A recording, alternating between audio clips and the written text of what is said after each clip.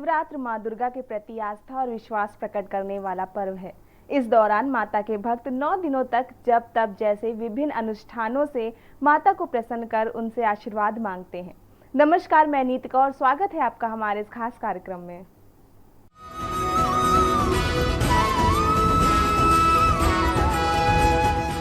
नवरात्र के 5वें दिन स्कंद माता की पूजा की जाती है। माँ स्कंद माता की आराधना करने वाले भक्तों को सुख शांति शुभ्रता की प्राप्ति होती है। देवासुर संग्राम के सेनापति भगवान स्कंद की माता होने के कारण माँ दुर्गा के 5वें स्वरूप को स्कंद माता के नाम से जानते हैं।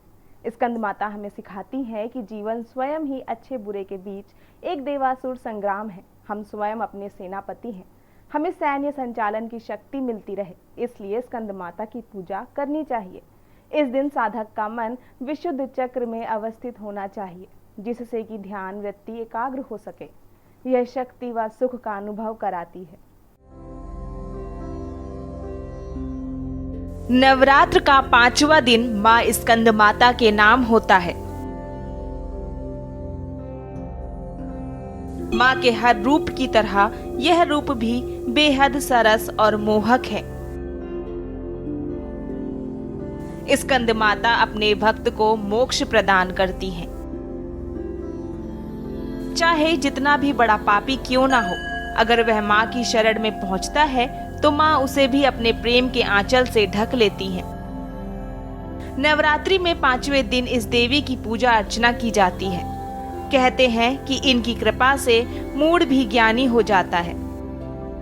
स्कंद कुमार कार्तिकेय की माता होने के कारण इन्हें स्कंद माता नाम से अभिहित किया गया है। इनके विग्रह में भगवान स्कंद बाल स्वरूप में इनकी गोद में विराजित हैं।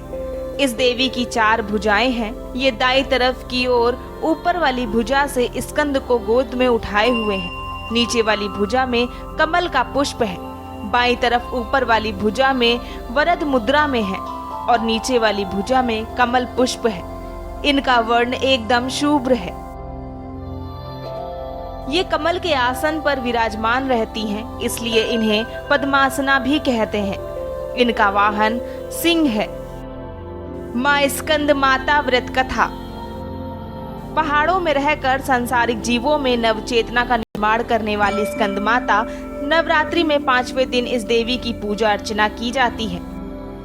कहते हैं इनकी कृपा से मूढ़ भी ज्ञानी हो जाता है। स्कंद कुमार कार्तिकेय की माता के कारण इन्हें स्कंद माता से अभिहित किया गया है। इनके विग्रह में भगवान स्कंद बाल स्वरूप में इनकी गोद में विराजित हैं। इस देवी की 4 भुजाएं हैं। ये दाईं तरफ की ऊपर वाली भुजा से स्कंद को गोद में पकड़े हुए हैं। नीचे वाली भुजा में कमल का पुष्प है। बाईं तरफ ऊपर वाली भुजा में वरद मुद्रा में है और नीचे वाली भुजा में कमल पुष्प है। इनका वर्ण एकदम शुभ्र है। ये कमल के आसन पर विराजमान रहती हैं, इसलिए इन्हें पद्मासना भी कहते हैं। इनका वाहन सिंह है। यह देवी विद्वानों और सेवकों को पैदा करने वाली शक्ति है, यानी चेतना का निर्माण करने वाली। कहते हैं कालिदास द्वारा रचित रघुवंशम महाकाव्य और मेघदूत रचनाएं स्कंद माता की कृपा से ही संभव हुई। तो देखा आपने किस तरह कालिदास द्वारा रचित रघुवंशम महाकाव्य और मेघदूत रचनाएं स्कंद माता की कृपा से ही संभव हो सकी। रुकते हैं एक छोटे से ब्रेक के लिए। ब्रेक के उस पार जारी रहेगी माँ स्कंद माता पर हमारी खास पेशकश।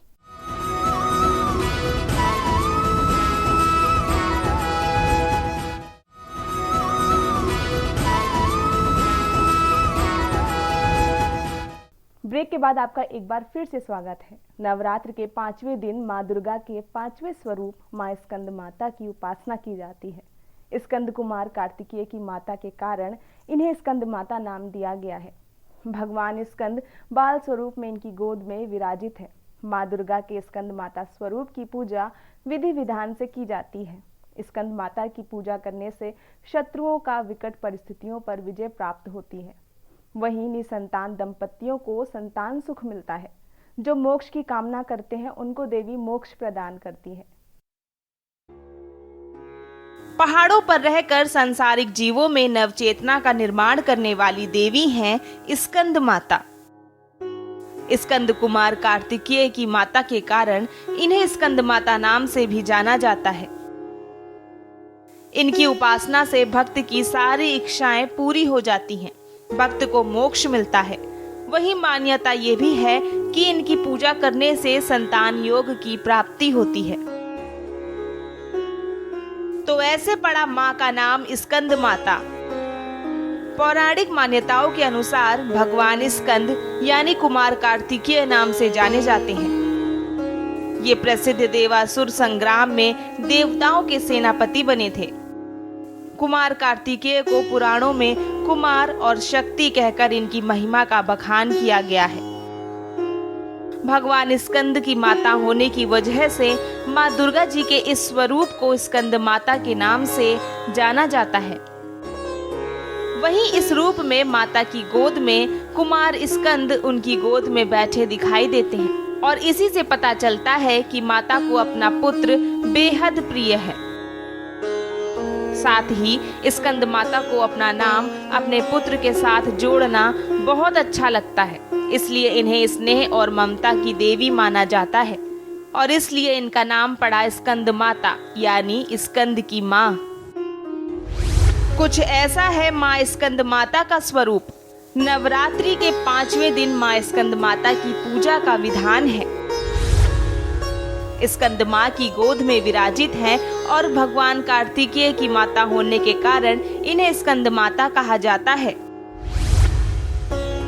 माँ की 4 भुजाएं हैं जिसमें दोनों हाथों में कमल के पुष्प हैं। देवी स्कंद माता ने अपने एक हाथ में कार्तिकेय को अपनी गोद में बैठा रखा है और दूसरे हाथ से वह अपने भक्तों को आशीर्वाद प्रदान कर रही हैं।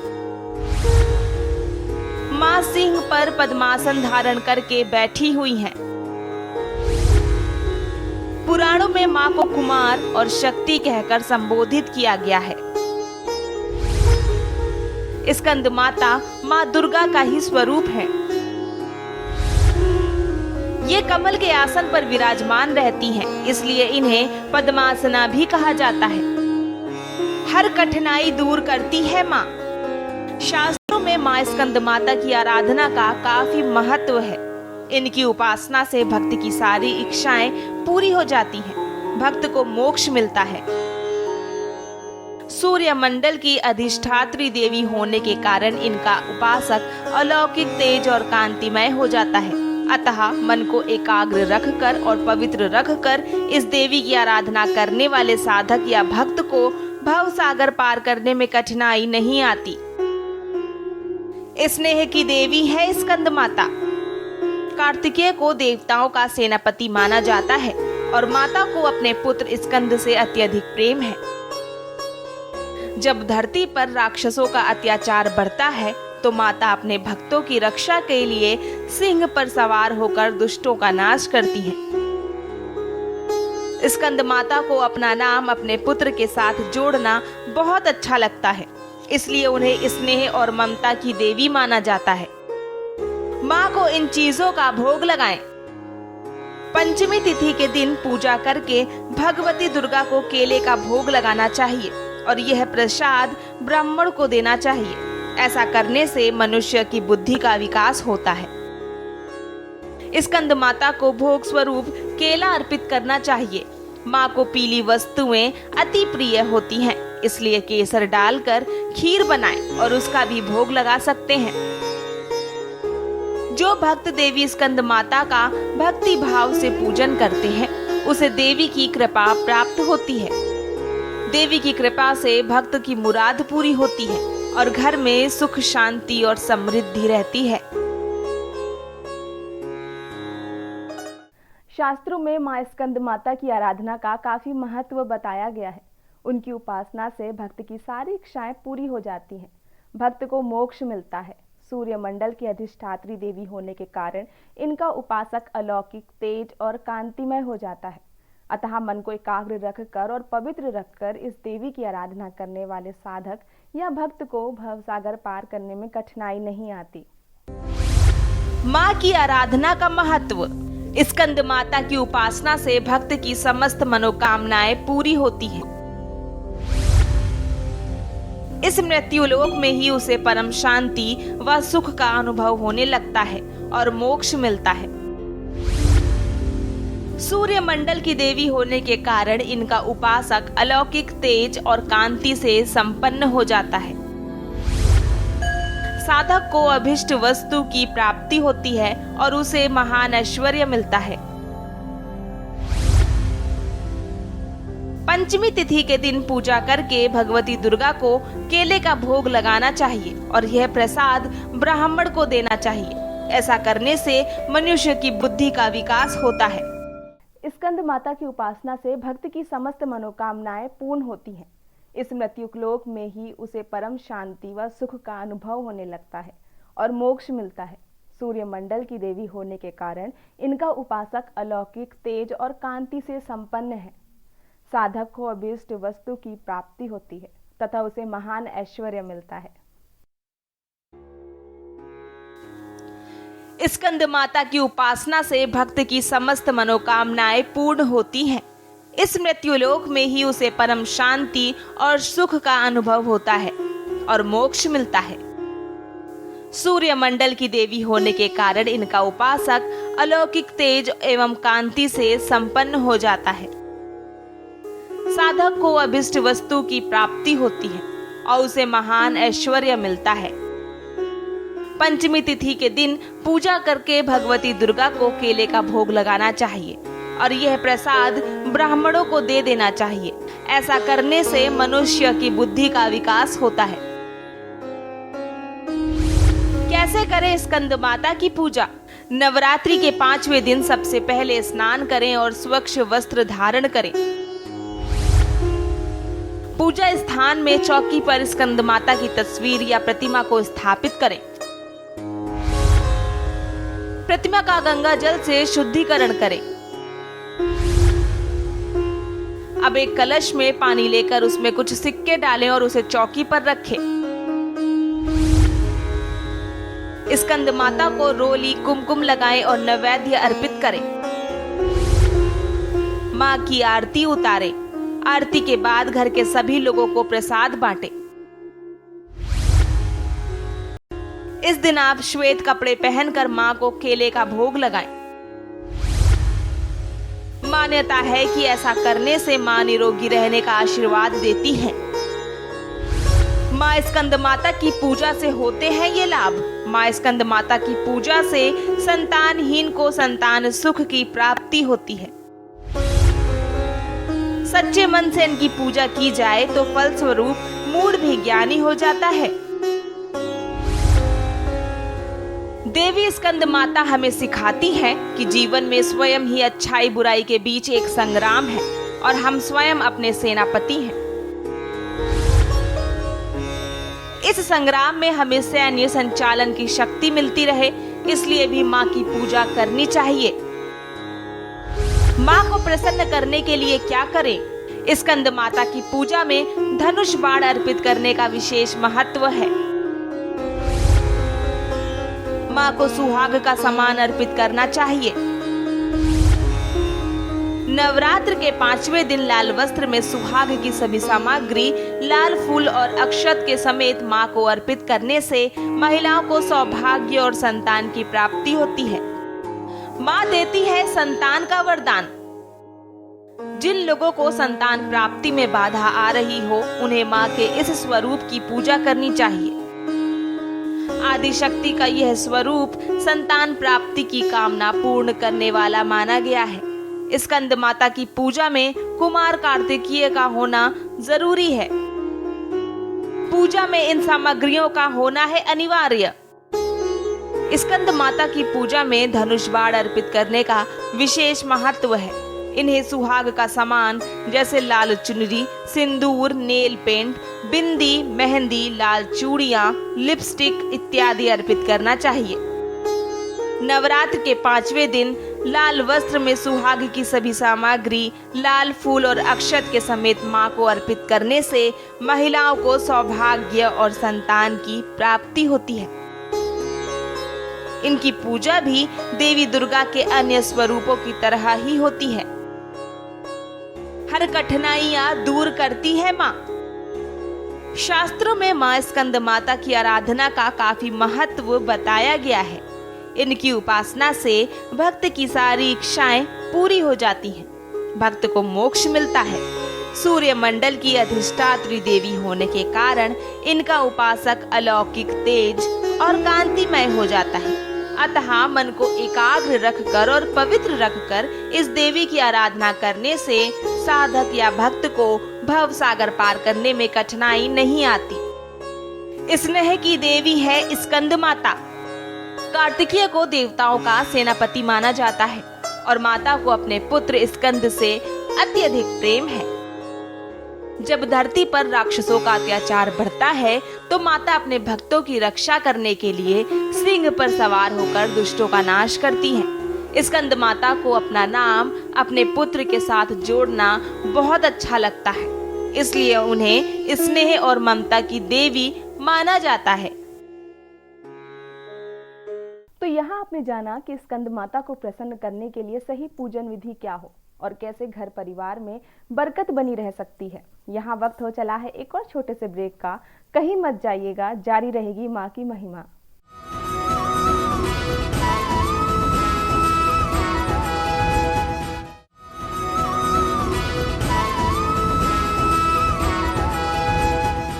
ब्रेक के बाद आपका एक बार फिर से स्वागत है हमारे इस खास कार्यक्रम में। नवरात्रि शक्ति महापर्व पूरे भारतवर्ष में बड़ी श्रद्धा और आस्था के साथ मनाया जाता है।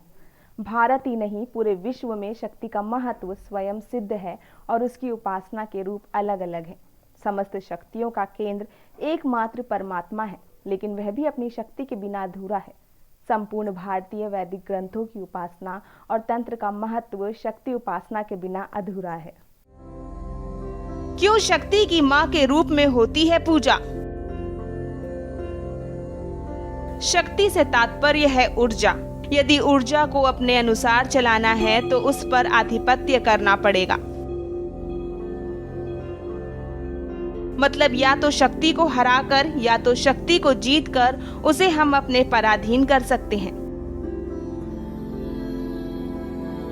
परंतु ये होना जन्म माँ शब्द के उद्धृत किया गया। इससे शक्ति में वात्सल्य भाव जागृत हो जाता है और अधूरी पूजा व जाप से भी माँ कृपा कर देती है। इसलिए संपूर्ण वैदिक साहित्य और भारतीय अध्यात्म में शक्ति की उपासना प्रायः माँ के रूप में की गई है। यही नहीं, शक्ति के तामसिक रूपों में हाकिनी, यक्षिणी, प्रेतिनी आदि की पूजा भी तांत्रिक और साधक माँ के रूप में करते हैं। माँ शब्द से उनकी आक्रामकता कम हो जाती और वह व्यक्ति को पुत्र या अज्ञानी समझकर क्षमा कर अपनी कृपा बरसाती है। क्या है नवरात्र का महत्व? भारत में शक्ति की पूजा के लिए नवरात्रि का अत्यधिक महत्व है। नवरात्र में प्रायः वातावरण में ऐसी क्रियाएं होती हैं और यदि इस समय पर शक्ति की साधना, पूजा और अर्चना की जाए तो प्रकृति शक्ति के रूप में कृपा करती है और भक्तों के मनोरथ पूरे होते हैं।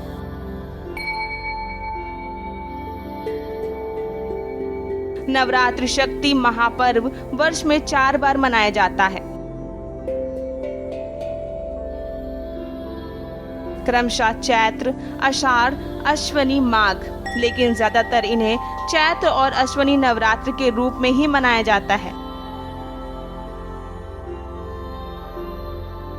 उसका प्रमुख व्यवहारिक कारण जन सामान्य के लिए आर्थिक भौतिक दृष्टि से इतने बड़े पर्व ज्यादा दिन तक जल्दी जल्दी कर पाना संभव नहीं है।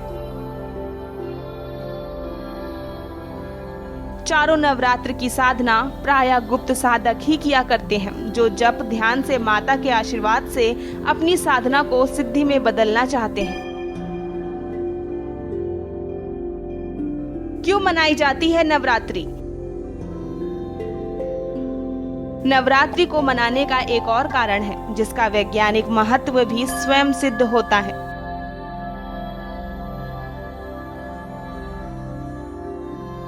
वर्ष के दोनों प्रमुख नवरात्र प्रायः ऋतु संधि काल में अर्थात 2 ऋतुओं के सम्मिलित में मनाए जाते हैं।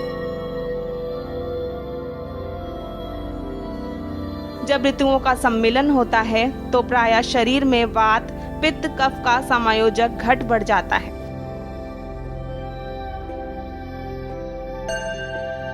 परिणाम स्वरूप रोग प्रतिरोध क्षमता कम हो जाती है और बीमारी, महामारियों का प्रकोप सब ओर फैल जाता है। इसलिए जब 9 दिन जब उपवास, साफ सफाई, शारीरिक शुद्धि, ध्यान, हवन आदि किया जाता है तो वातावरण शुद्ध हो जाता है। ये हमारे ऋषियों के ज्ञान की प्रखर बुद्धि ही है, जिन्होंने धर्म के माध्यम से जन स्वास्थ्य समस्याओं पर भी ध्यान दिया। नवरात्र की शुरुआत हो चुकी है। 9 दिन तक माता के 9 रूपों की पूजा की जाती है। ऐसे समय में देवी की पूजा कर उनसे सुख समृद्धि की कामना करना बेहद शुभ माना गया है। देवी के पूजन में इन 9 दिनों के व्रत का बेहद महत्व है। आपको बता दें, नवरात्र में हर किसी को कुछ नियमों का पालन करना चाहिए। तो नवरात्र के समय कौन से काम करने चाहिए और कौन से नहीं, देखिए। अगर रखते हैं व्रत तो रखें ख्याल। अगर आप 9 दिन का व्रत रख रहे हैं तो आपको दाढ़ी, मूछ और बाल नहीं कटवाने चाहिए, लेकिन इस दौरान बच्चों का मुंडन करवाना बेहद शुभ होता है। इन दिनों खाने में लहसुन, प्याज और नॉनवेज बिल्कुल भी नहीं खाना चाहिए। व्रत रख रहे हैं तो 9 दिन काले रंग के कपड़े ना पहने, साथ ही सिलाई कढ़ाई जैसे काम से हो सके तो दूरी बनाएं। नवरात्रों में नाखून भी ना काटें। अगर व्रत कर रहे हैं तो चमड़े की चीजें जैसे बेल्ट, चप्पल, जूते, बैग का इस्तेमाल भी नहीं करना चाहिए। नवरात्र में अगर आपने कलश की स्थापना की है तो अखंड ज्योति जलते रहने दें और इन दिनों घर को खाली छोड़कर बाहर न जाएं। खाने में कुट्टू का आटा, समारी के चावल, सिंघाड़े का आटा, साबूदाना, सेंधा नमक, फल, आलू, मेवे, मूंगफली का सेवन करें। व्रत में अगर आप फल खा रहे हैं तो एक बार में ही उसे खत्म कर लें, बार बार ना खाएं। खाद्य सामग्री सब्जियों के परिवार में गिनी जाती है। बावजूद इसके प्याज और लहसुन खाना लोग प्रेफर नहीं करते। नवरात्र में आखिर लहसुन प्याज का सेवन क्यों नहीं करना चाहिए? वैसे तो जो 9 दिन के व्रत में रहता है वह नमक का भी सेवन नहीं करता, बल्कि फलाहार पर रहता है। फिर सवाल ये उठता है कि बाकी जो व्रत नहीं है उनको भी लहसुन से बनी सामग्रियों का त्याग क्यों कर देना चाहिए? क्या ये सिर्फ बिना आधार की मान्यता है या इसके पीछे कोई वैज्ञानिक कारण है? आइए जानते हैं।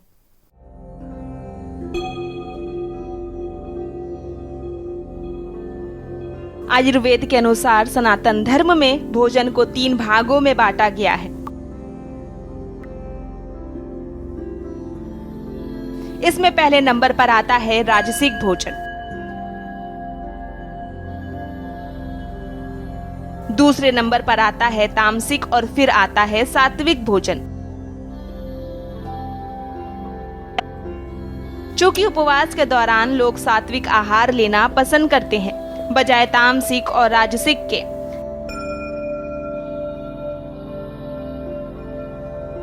इसके पीछे एक वैज्ञानिक कारण भी है। मौसम में आ रहे बदलाव की वजह से हमारे शरीर की इम्यूनिटी काफी कम हो जाती है।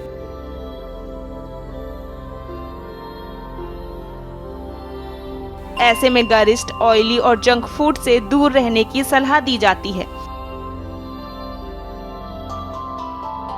नवरात्रों के दौरान उपवास रखने से शरीर की सफाई भी हो जाती है। अगर आप व्रत कर रहे हैं तो इस दौरान सोडा, कोला और शराब पूरी तरह से वर्जित होता है। नवरात्र में वो भक्त भी शराब और सिगरेट से दूर रहते हैं जो व्रत नहीं करते हैं। राजसिक भोजन,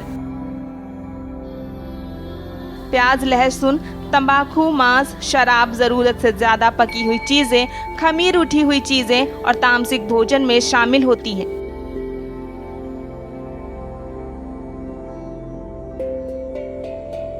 उपवास में चिकन, मटन, मछली, अंडे और अन्य मांसाहारी भोजन पूरी तरह से वर्जित होते हैं।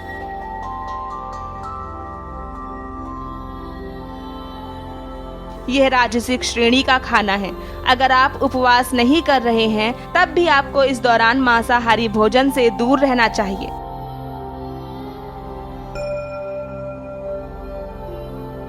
तामसिक भोजन। प्याज और लहसुन तामसिक भोजन में आते हैं, इसलिए उपवास के दौरान भोजन को बिना प्याज और लहसुन के बनाने की सलाह दी जाती है। आयुर्वेद के मुताबिक मौसम में आ रहे बदलाव को देखते हुए खाने में लहसुन प्याज का इस्तेमाल नहीं करना चाहिए।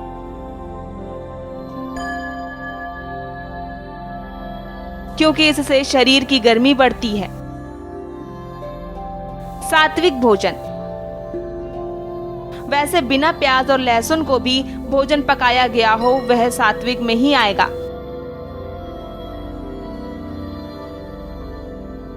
लेकिन व्रत के दौरान दाल चावल की मनाही है। इस दौरान आप आलू, शकरकंद, अरबी, सूरन, गाजर, खीरा और लौकी जैसी सब्जियों का सेवन कर सकते हैं।